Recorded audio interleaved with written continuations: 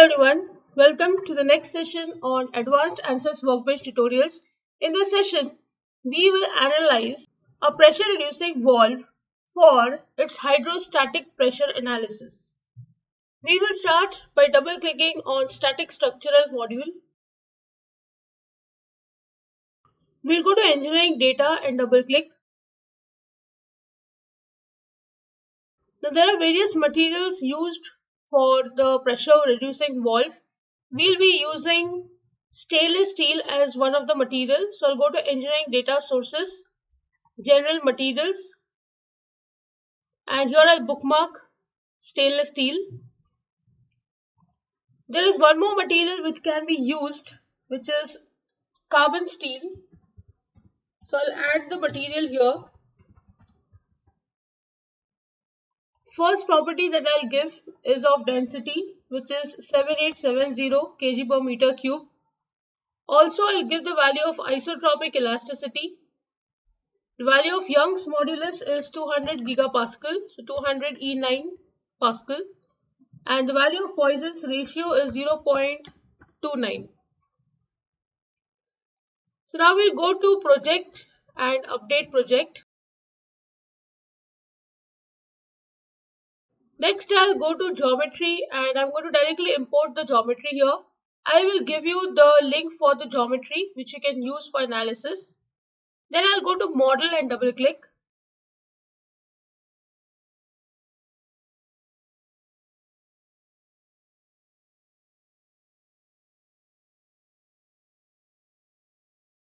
First, we'll go to geometry. We'll click on the solid and we'll change the material to stainless steel. Then I'll go to mesh and I'll generate the mesh. You can give a particular sizing for it. I'm leaving it to default sizing itself. Next, I'll go to static structure and right click. First, I'll insert fixed support on both the sides. So I'll select face and select this face, apply. Again, I'll insert fixed support on the other side as well because this is attached generally to the pipe from both the sides and it is attached at the middle, so that's why both sides I've given as fixed. Now I will select, right click here and go to standard earth gravity. So you can see here, since I have aligned the body, it is directly taking the values that along this vertical axis, that is Z here, direction is minus Z, the value is minus 9806.6 mm per second square. So if you want, you can change this to meter and you can see it is minus 9.81. Then again I'll right click here and insert hydrostatic pressure, which is these surfaces where the fluid will be in contact. So I'll select these two. Fluid density is 1000 because water will flow through this pipe in which you're going to attach this pressure valve.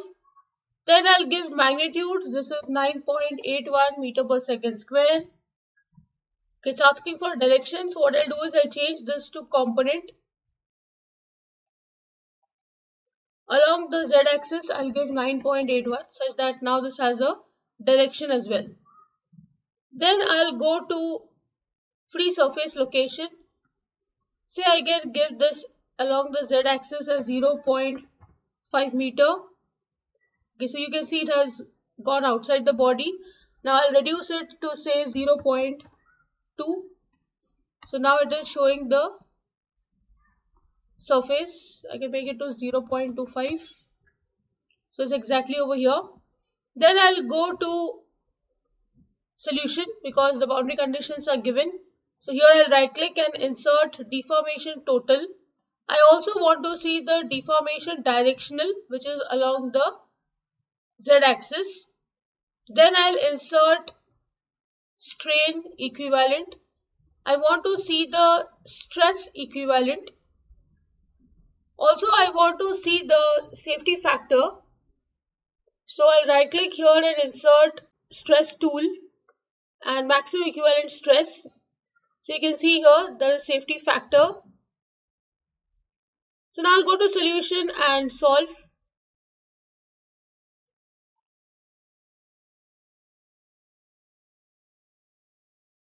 So now you can see this is the total deformation. You can animate and see the result. You can see here the maximum deformation is 2.84 into 10 raised to minus 7 meter, which means the value is quite less. Then you can see here directional deformation, which will be along the z-axis. This 0 is indicating minimum value here, and the maximum deformation again is minus 2.83 into 10 raised to minus 7 over here at the top end. You can also animate and check this result. Then we'll go for elastic strain. The maximum value is 1.8 into 10 raised to minus 6. And so you can see here there are two values, 1.7 into 10 raised to minus 8 and 1.8 into 10 raised to minus 6. These are the values over this body. And it is very small, so you don't have to worry about the hydrostatic pressure causing any problem to the valve. Then you have equivalent stress, which is 3.49 into 10 raised to 5 Pascal.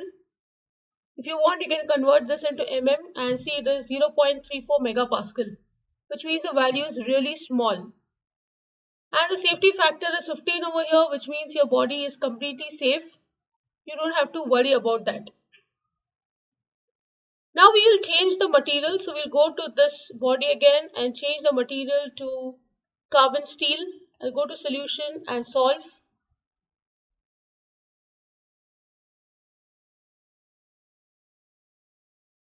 So you can see here the result cannot be generated because the yield strength is not given. So we'll just go back here. We'll go to engineering data, carbon steel. We will give the tensile yield strength. The value is 415 megapascal. So 415 E6 Pascal. Just go to solution, project and update project. And now when I come here, you can see the solution has been generated. It was only that yield strength value which was missing. So we will go to total deformation. For carbon steel, it is 0.00027 mm. You can animate and you'll get the same form of animation. Then we'll see for the directional deformation. Again, this is 0 here minimum. And this is going to be in negative.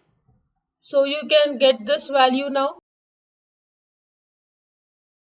Then you have elastic strain. Again, the values are very small and pretty close to the one which we got through stainless steel.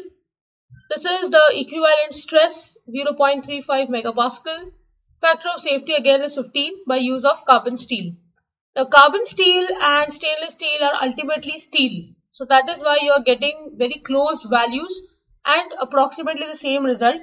Now there are other materials which are used for the valve. For example, titanium, nickel alloy. So you can also use those material and check for the analysis if your situation demands. I will leave it to these two material itself.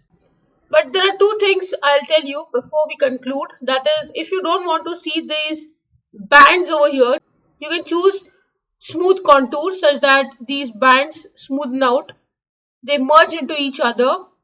And here I can choose no wireframe such that you are able to see only this body. Now whether you want to use the elements or you don't want to use the element form, that's your choice altogether while representing the results. So with this, I end the session. I hope you understood the hydrostatic pressure analysis of pressure reducing valve. If you have any doubt, please write to me in the comment section. Don't forget to like, share and subscribe to the channel. Hit the bell icon for latest video updates. See you in the next session. Thank you.